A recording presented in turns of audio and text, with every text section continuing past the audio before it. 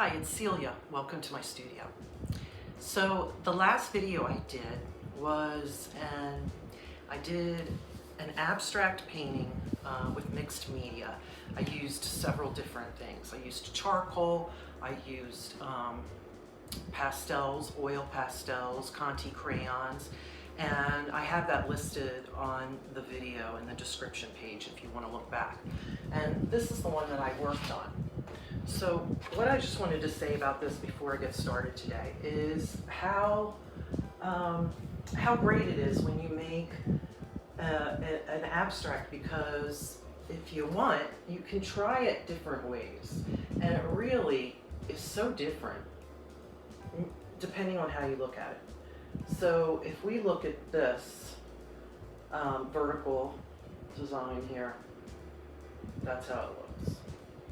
Then we can turn it the other vertical way, and the composition is different. And depending who you are and how you look at it, you know, you might generate different feelings, or you might like it, you might not like it. But then we can turn it like this, and it's a whole other horizontal image here. But when I turn it the other way, completely different, at least to me. And this is something that's pretty obvious, but I just thought I'd point it out, that if you're thinking about trying out some abstract, it's a good way to go, because it gives you options.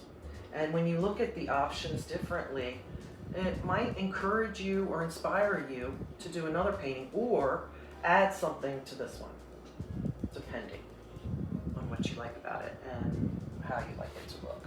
Not in a rush, but I didn't talk on it, and the reason I did is because I just wanted to try out, you know, a silent video, because why not? You know, it seemed relaxing. I watched a few other videos like that, and I kind of liked it, so I thought I'd try it out. So without anything further, I'm going to get started today, and I'm going to show you. I'm kind of break it down on how I did this one. It's just going to be a completely different image and abstract, and I'm going to use acrylic paint and probably some oil pastel too, and probably charcoal. So I'll probably start out with the charcoal and let you know what I'm doing there, how I started, and through the whole thing. And by the way, that was on paper, obviously, and this one is going to be on canvas, and I freshly gessoed this morning, and it is now dry. So let's get started.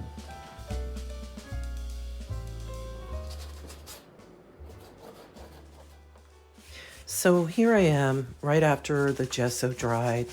I am putting the underlayer on in an orangey tone, orangey brownish tone. And my color palette that I'm using, I'm going with some oranges and red to begin with, and I'm thinking contrast is going to be a bluish green. So after I did that, if you saw me there, I took a piece of paper and rubbed it in to give it that rough look. And now I'm starting with some hard charcoal. And this is just to get down some kind of form to get me started. I have no plans except for the colors that I'm using.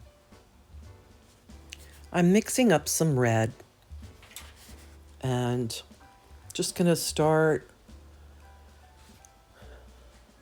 putting that down in various places, beginning some kind of composition with the help of the scratches and lines that I started with the charcoal.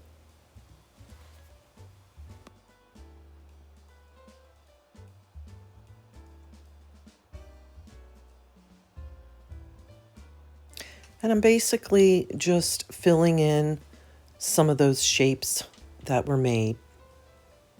Just here and there, I work my way around the canvas to make sure that I will be balancing out the composition.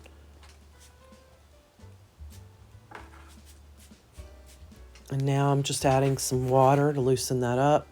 And I like doing this part because it helps me form more of the lines, more of the square shapes that I like in a lot of my abstract paintings. So when I put some paint down and then spray it with water, what happens? There it goes, it's dripping. But then if I turn it the other way and have it drip on the other side, it's going to start making some organic squares and shapes.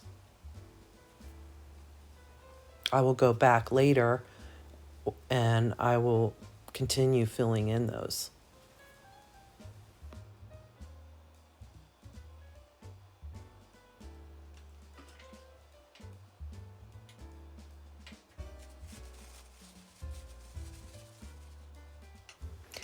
And then taking some more paper towel or tissue and just making some more marks, more markings.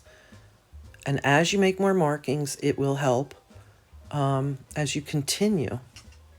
It's almost like the painting, you know, you give it a little hint and then it gives you a little hint and you just keep following.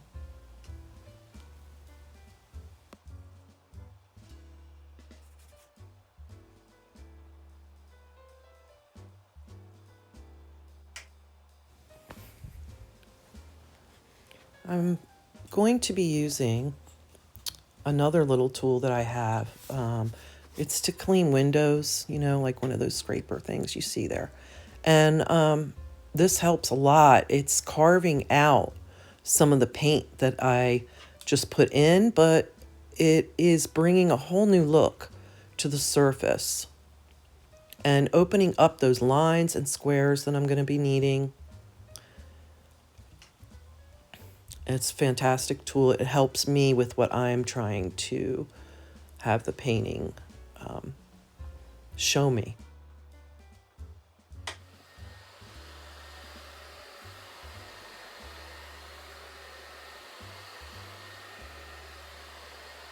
Before I started to get it ready for this one, but the blue that you're seeing here, sorry, it's kind of backwards on my monitor, so I'm a little confused, but I'm like, left is right, right is left. But it's right there, and it's underneath, and you know, even though I'm probably going to be going over that, that's just the beginning of what you can explore and discover when you're doing any kind of art. So here I am redefining some of those lines that I want to keep.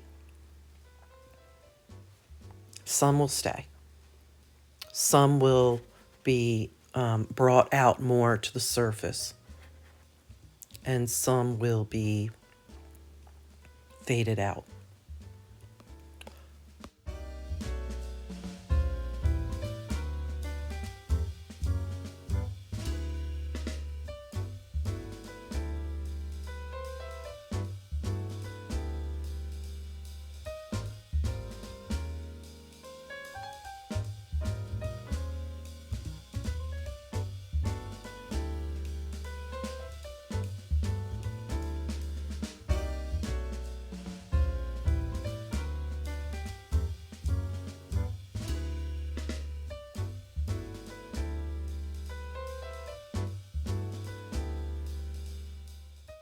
And now going back in with some orange. And that is showing up. It's kind of like I've faded the background, but now these are going to pop. With all the scratches and the rubbing onto the surface, it's given it kind of a faded look. And even though they're in the same family, these colors right now, it's helping the application of the new paint, the orange, stand out.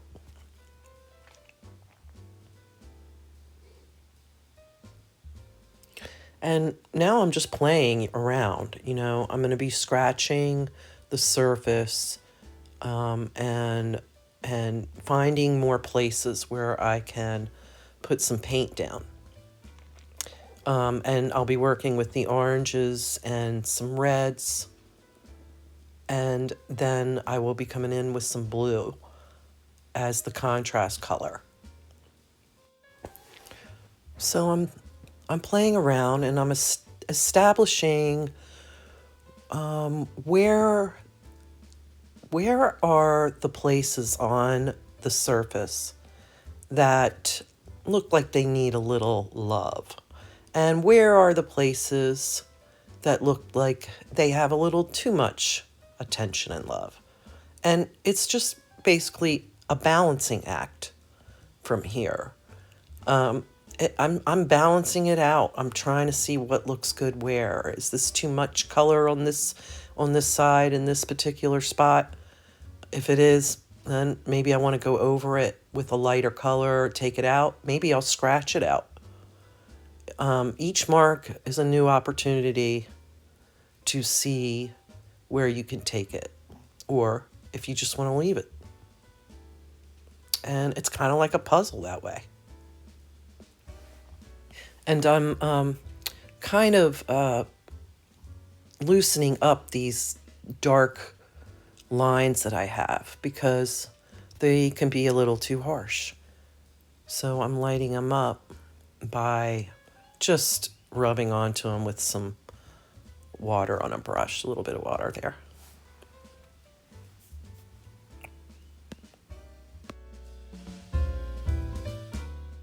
I hope you're really enjoying this video, and if you are, I would really appreciate if you could so kindly give me a thumbs up and leave a comment. Let me know what you think. And if you subscribe, you're my friend forever. As I continue working, I'm just making decisions on if I need any more shapes or what kind of colors within those families do I want to add, more orange, more red, before I get to my contrast color. So please watch till the end. I hope you do. And I hope you can take something from this, and I hope it inspires you in some way. And I'm going to play some music now so that you can watch the rest of the video. Thank you so much for being here.